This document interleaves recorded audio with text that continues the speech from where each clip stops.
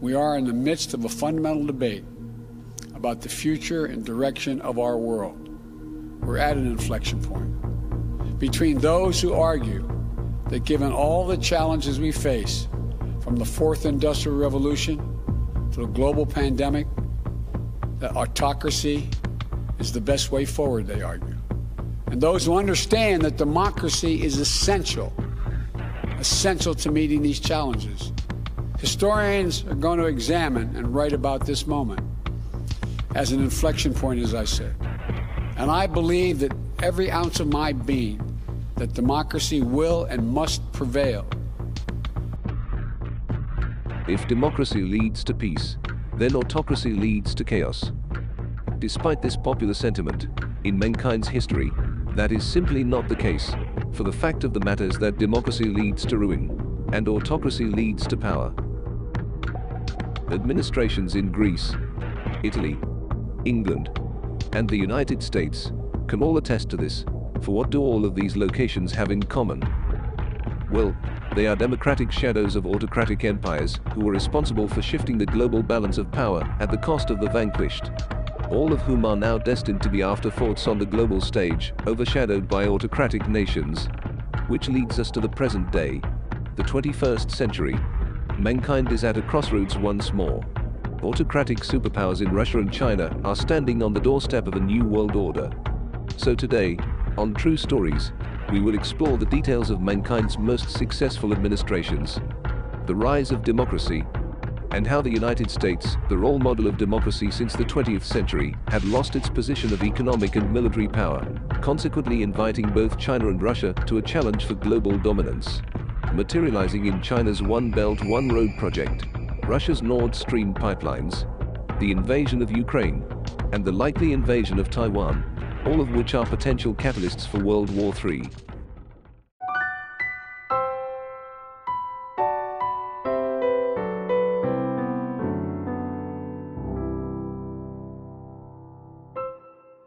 Since the inception of man, administrative rule had existed, stemming from social hierarchical behaviors we learned prior to evolution.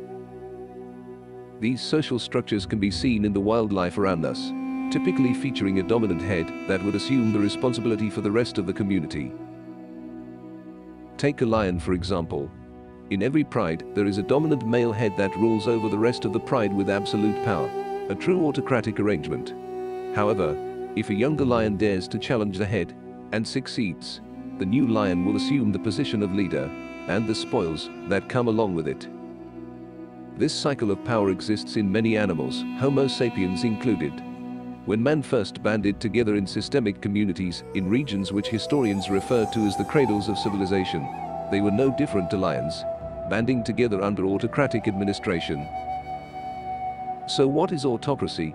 For those of you who are not sure, autocracy is a system of governance that is controlled by a single person or entity with absolute power. It is a natural form of governance and considered to be the most effective because of one reason and one reason alone: speed. The agility of decision-making that is enabled due to having little to no checks or balances directly correlates to efficiency, for better or for worse.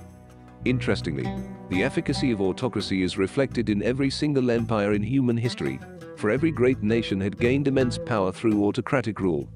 From the Akkadians to the Macedonians, from the Romans to the British, from the Shangs to the Qings, all of whom ascended to levels of greatness that saw to the prosperity of those within their purview at the cost of others. However, as man began to dominate the landscape that is planet Earth, philosophy, which literally means the love of wisdom, began to embed its roots in numerous civilizations, blooming in the form of man-made innovations and the constant challenging of the status quo. During the 6th century BC, there was no destination better known for its philosophical thinkers than Athens, a beautiful metropolis in modern-day Greece. It was here that the ideological enemy of autocracy was born. Its name was democracy, first practiced in Athens in 507 BC. The Athenians wished to disseminate the ludicrous amounts of power the ruling class possessed, ushering a new order, depriving the upper echelon of their power, albeit ever so slightly, and in turn giving power to the common people, albeit once again ever so slightly. Despite the democratic order yielding initial success, Its lifespan was cut short with the invasion of Alexander the Great and his Macedonian army, replacing Athenian democracy with Macedonian autocracy. To this day, Alexander the Great's administration is considered to be one of the greatest of all time, with the man himself revered as a hero. He was also known to be cruel, harsh, and blinded with the lust for power, evident with the Macedonian conquests in India, where Alexander essentially forced his own men into submission through exhaustion and homesickness. For the charismatic yet fearless conqueror was too fixated on seizing the entire planet. The abuse of Alexander's power further solidified arguments against autocracy, with democracy itself serving as a source of inspiration for many individuals not born with blue blood. This was especially true in ancient Rome.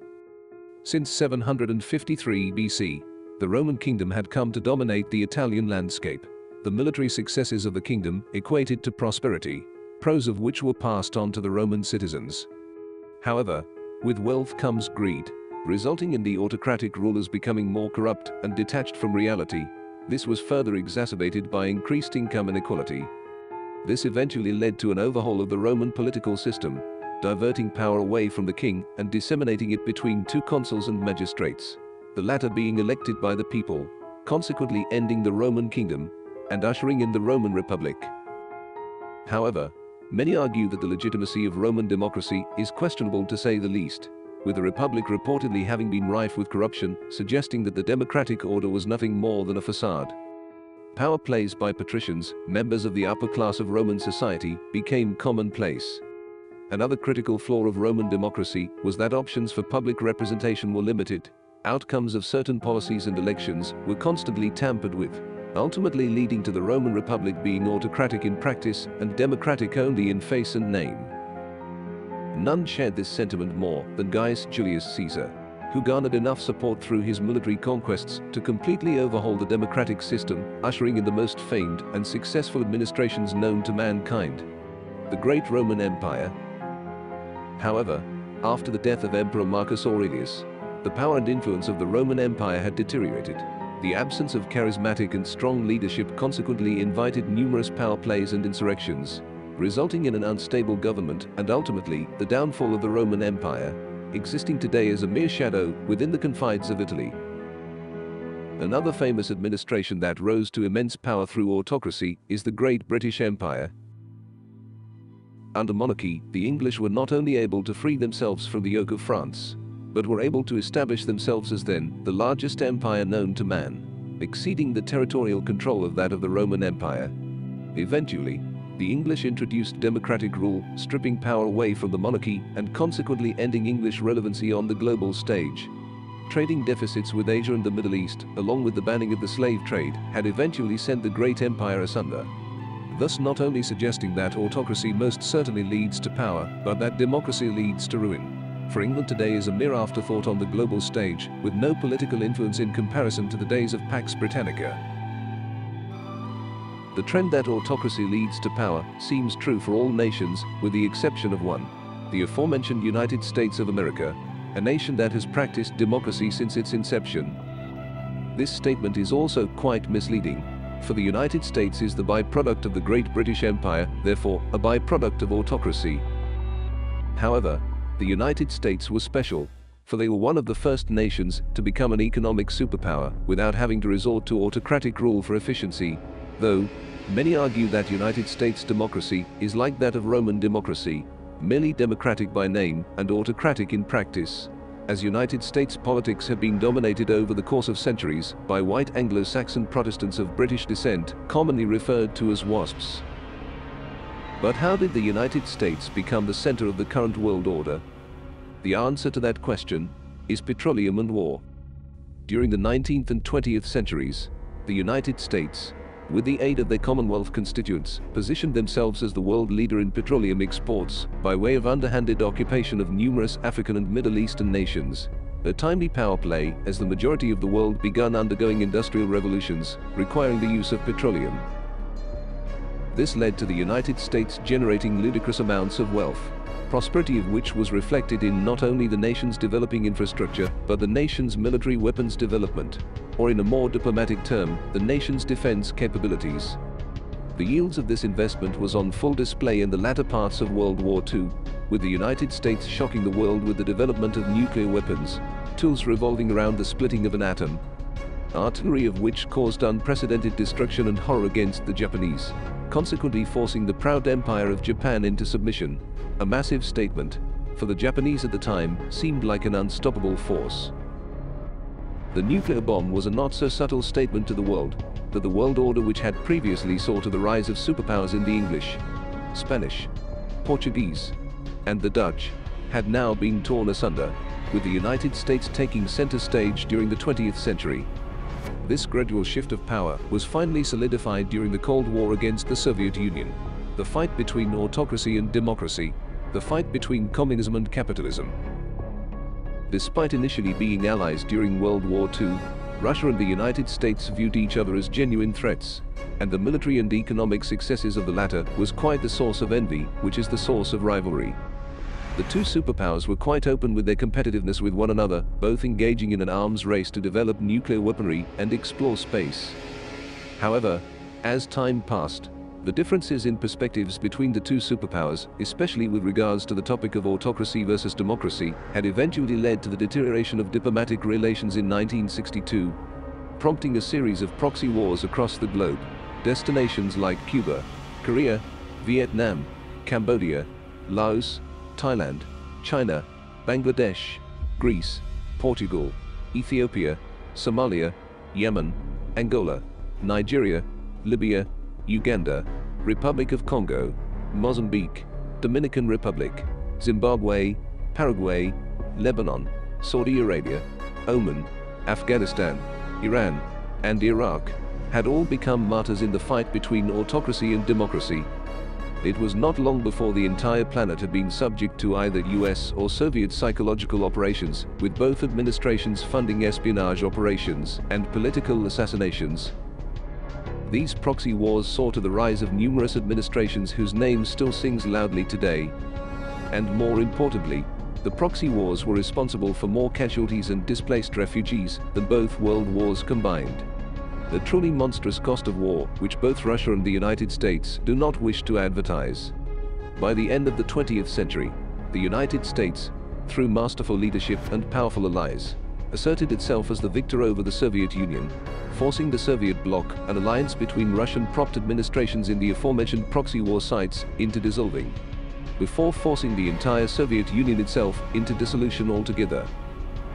The absence of the USSR consequently invited Russian states in Ukraine, Belarus, Moldova, Uzbekistan, Kazakhstan, Kyrgyzstan, Tajikistan, Turkmenistan, Georgia, Azerbaijan, Armenia, Lithuania, Latvia, and Estonia, to gain their independence from Russia and become nations of their own. The ideological battle between autocracy and democracy had paved way for the United States to assert themselves as the most powerful nation in the world, solidifying a new world order with democracy at the forefront. But, as is the case with entropy and champions, nothing ever lasts forever, and there will always be new challenges. And today in the modern era, it seems not even the United States of America could escape the trap that is democracy leading to ruin. At the core of democracy is power of the common people, a constant since democracy's inception in Athens. Policies regarding minimum wage, for example, had been made to allow all citizens to be entitled to a high standard of living. These democratic policies have invited nations like China to assert themselves in lieu of high minimum wages, becoming a global superpower. China is now currently responsible for 30% of the globe's manufacturing. There is a very high chance that 9 out of 10 businesses that you can come up with have something made in China within their supply chains. This has led to China no longer being an afterthought on the global stage, but a genuine superpower rivaling that of the United States and Russia. Since coming into considerable power, China set its sights on a new goal, diverting away from prosperity and aiming for greatness, the position which the United States of America currently rests on, the position of the most powerful nation in the world, a new world order that would see to China reigning supreme. As China dominated the manufacturing industry, Russia was not resting on their laurels. Towards the end of the 20th century, Russia began heavily investing in infrastructure to harness and export petroleum. Russia's position in the global market was dominant to say the least. Russian petroleum made up 41% of the European Union's gas imports, the majority of which was transported through the Nord Stream pipeline, also known as Nord Stream 1. Nord Stream 1 saw a massive rise in Russian wealth. Their blueprint to economic stardom was much like that of the United States. However, there was one major difference. Despite the geography of Russia being much larger than that of North America, the successful scramble for Africa and the Middle East ensured that the latter had access to far more petroleum. As a result, despite Russia's heavy investments, they were still only second in petroleum exports, standing in the shadows of their rival in the United States, and in consequence, political influence. Interestingly, the year Russia had completed plans for Nord Stream 1, the planet had also learned of the full extent of the non-transparency and corruption of the United States democratic order. This was truly a devastating moment for democracy. For the ludicrous amounts of war crimes committed and hidden by the United States government solidified that democratic rule is most certainly not the means to peacekeeping, completely ruining the image of democracy which the nation had built for centuries prior. Despite this, the gears of change did not start turning until 2012, the year Vladimir Putin reascended to power. Putin set plans in motion to expand European operations with the development of the Nord Stream 2 pipeline, which was completed in 2019 and is estimated to increase Russia's output by double. Putin also began heavily investing taxpayers' dollars into nuclear weapons development, as the technology of splitting the atom is still the most destructive means to directly incapacitate a designated target, bar none. All of which was of great concern to the United States of America and the European Union. China recognized Russia's growing relevance on the global stage, and also noted how despite dominating the manufacturing industry, the United States remained as the most powerful nation on the planet. So in 2015, the Chinese Communist Party had announced the most ambitious project known to man, the Belt and Road Initiative. A series of roads, railways, and maritime ports across 145 nations of both autocratic and democratic rule. The project is loosely based on the historical Silk Road. This was of great concern to the United States and their constituents who have been left out of this massive project, as China had now announced genuinely viable plans to become the new commercial centers of the planet, which would consequently impact those left out in a way that can be described with two words: economic depression. Even Russia was alarmed, for they viewed this as a direct challenge to their Trans-Siberian Railway. As a result, even Russia, despite a plethora of correspondence back and forth regarding this matter, has not involved themselves with the Belt and Road Initiative. Regardless of this, both Russia and China had now positioned themselves as superpowers with considerable leverage in their respective industries. And the adage, "the enemy of my enemy is my friend," speaks truer for Russia and China than it ever has, with both nations keeping positive diplomatic relations, with both of their ulterior motives being the shifting of the world order away from their common enemy, the United States of America. Whilst the aforementioned superpowers were placing themselves in positions of strength, the United States had done the exact opposite, with the political failures of numerous administrations from George Bush to Joe Biden completely destroying the infallible image which the United States had built throughout the 20th century. Many attribute this change to the differences in policies between presidents, which reveals a fatal flaw of democracy, for one president can place a nation in a position of strength, whilst another destroys it from within. For whenever there is an election, it is always between opposing parties, parties of whom disagree on even the most basic of matters. This structure also harms the speed in which policies are made. Deliberation before action between opposing parties is an absolute must in democracy. However, in autocratic nations, action is instantaneous. If Sun Tzu was correct in speed being the essence of combat, then it surely is true that it is just a matter of time before the democratic order we know today will cease to exist. This may explain why no action has been taken with regards to the Russian invasion of Ukraine and the likely Chinese invasion of Taiwan, despite the United States having pledged allegiances to both nations. Since the United States is democratic, there will most likely be no action until it is too late, for the Republicans and Democrats rarely agree on any matter, even in times of national emergencies.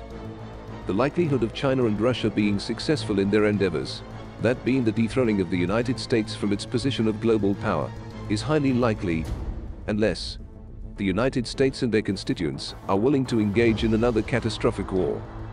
The only difference this time around is that the United States would be the underdogs, for they are in terrible form. If they struggled against the Taliban, chances are they will crumble against a highly trained, highly modernized and highly equipped force like that of the Chinese and Russian military. A shift towards autocracy is now beginning. The era where democracy ruled the world is now dead. Thank you so much for watching True Stories. For more content, please be sure to like the video and click the subscribe button. If you would like to donate to NGOs in Ukraine and Afghanistan, please visit the description in the video. Take care. Godspeed.